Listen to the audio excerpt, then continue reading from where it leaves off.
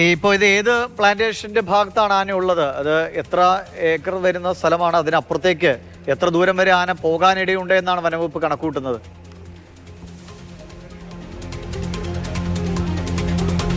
അതായത് ഇതൊരു വലിയ പ്ലാന്റേഷനാണ്. അതായത് റബ്ബറും അതോടൊപ്പം തന്നെ മറ്റ് മരങ്ങളൊക്കെ ഉള്ള ഒരു വലിയ റബ്ബർ പ്ലാന്റേഷനാണ്.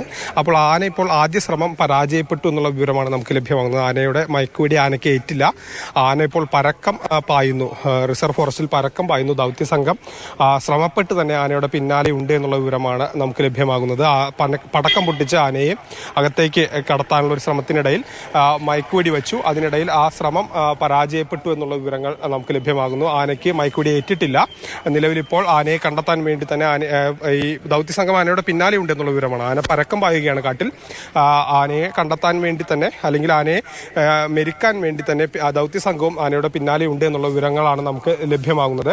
ഈ ആന പടക്കം പൊട്ടിച്ച് സങ്കീർണമായ ഒരു അവസ്ഥയാണല്ലോ. ആനയ്ക്ക് മയക്കുവെടി ഏറ്റില്ല എന്ന് മനസ്സിലാക്കുമ്പോൾ ഈ ശബ്ദത്തിലും വെടിപൊട്ടിച്ച് ആനയെ തുരത്താനുള്ള ശ്രമമൊക്കെ നടക്കുമ്പോൾ ആന വല്ലാതെ ഒരു പ്രത്യേക അവസ്ഥയിലായിരിക്കും.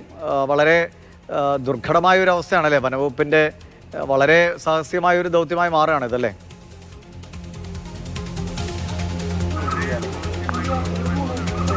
തീർച്ചയായും. അതായത് വനംവകുപ്പിന് അത് കുറച്ചുകൂടി ദുഷ്കരമായി മാറുന്നു. ആന പരക്കം പായുന്നു എന്നുള്ളതാണ് നമുക്ക് അവിടെ നിന്ന് വന്നപ്പോൾ ഒരു ആളുമായി സംസാരിച്ചപ്പോൾ, ഉദ്യോഗസ്ഥരുമായി സംസാരിച്ചപ്പോൾ മനസ്സിലാകുന്നത്. ആന പരക്കം പായുകയാണ്. അതുകൊണ്ട് തന്നെ അടുത്തേക്ക് പോകാൻ കഴിയാത്ത ഒരു സ്ഥിതിയാണ്. റിസർവ് വനത്തിൽ ആന പരക്കം പായുകയാണ്. അതുകൊണ്ട് തന്നെയാണ് നമുക്ക് കൂടുതലായി ദൃശ്യങ്ങളും നൽകാൻ കഴിയാത്തതിൻ്റെ ഒരു പ്രധാനപ്പെട്ട കാരണം ഒത്തിരി അപകടം പിടിച്ച ഒരു രീതിയാണ്, അല്ലെങ്കിൽ മേഖലയാണ്. അപ്പോൾ അങ്ങോട്ട് നമുക്ക് പോകാനൊക്കെ തന്നെ സ്വാഭാവികമായും പരിമിതികളുണ്ട്. അതുകൊണ്ട് തന്നെ ആ പ്രധാനപ്പെട്ട ട്രെയിൻഡ് ആയിട്ടുള്ള ഉദ്യോഗസ്ഥർ ആദ്യം ആന നിന്നിരുന്നത് പ്ലാന്റേഷന്റെ മറുവശത്തായിരുന്നു. എന്നാൽ ആ സമയത്ത് ആന മയക്കുവെടി വെക്കുന്നു. മയക്കുവെടി ഏറ്റില്ല എന്നുള്ള വിവരം ഇപ്പോൾ വരുന്നു. എന്നാൽ മയക്കുവെടി വെച്ചതിന് ശേഷം ആന ഉൾക്കാട്ടിലേക്കാണോ പോയത്? ഇപ്പോൾ ആനയുള്ളത് എവിടെയാണ്? പ്ലാന്റേഷനിലാണോ അതോ ഉൾക്കാട്ടിലാണോ? ഇപ്പോൾ മാർഷൽ, അതായത് ഇപ്പോൾ ആനയുള്ളത് ഉൾക്കാട്ടിലാണ്. ആ ഉൾക്കാട്ടിന് മുന്നിലുള്ള പ്ലാന്റേഷന്റെ ഭാഗത്താണ് നമ്മൾ നിൽക്കുന്നത്. നമ്മളിപ്പോൾ കാണുന്ന ദൃശ്യങ്ങളുള്ളത് പ്ലാന്റേഷന്റെ ഭാഗത്താണ്. എന്നാൽ ഇതിനപ്പുറം ആണ് റിസർവ് ഫോറസ്റ്റ്. ഈ റിസർവ് ഫോറസ്റ്റിന്റെ ഭാഗങ്ങളിലാണ് ആനയുള്ളത് എന്നുള്ള വിവരമാണ് നമുക്ക് ലഭ്യമാകുന്നത്.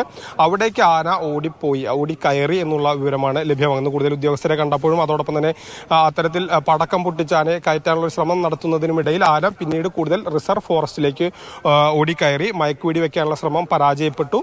ഇപ്പോൾ ഉദ്യോഗസ്ഥർ അതിനെ നിരീക്ഷിക്കുന്നുണ്ട്. പക്ഷേ ആന പരക്കം പായുന്ന ഒരു സ്ഥിതിയാണ്. അതുകൊണ്ട് തന്നെ കൂടുതലായി അതിനടുത്തേക്ക് പോവുകയോ മറ്റു കാര്യങ്ങൾ ചെയ്യുകയോ മറ്റ് ചികിത്സ നൽകുന്നതിനൊന്നുമുള്ള ഒരു അന്തരീക്ഷമല്ല ഉള്ളത്.